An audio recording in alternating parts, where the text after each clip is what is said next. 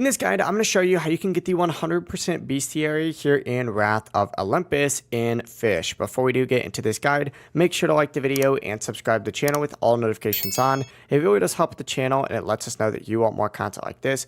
We'd greatly appreciate it. And if at any point throughout this guide you had any questions, just ask them down in the comment section below and we could help you out further. I'm going to be doing my best to reply to every single comment down there. Now, the key to getting 100% Bestiary is grouping fish by conditions, not catching them one by one. Now, most of these areas are going to follow the exact same pattern. For the early zones, you need to fish during the daytime in clear or windy weather by using basic bait like minnow, worm, or shrimp. But for rare fish, you need to switch to night and stormy weather and use better bait like squid, fish head, or shark head. In Apollo's area, focus on clear daytime and seasonal conditions. And in Poseidon and Zeus zones, use the rainy or windy day, common fish, then stormy night for rares.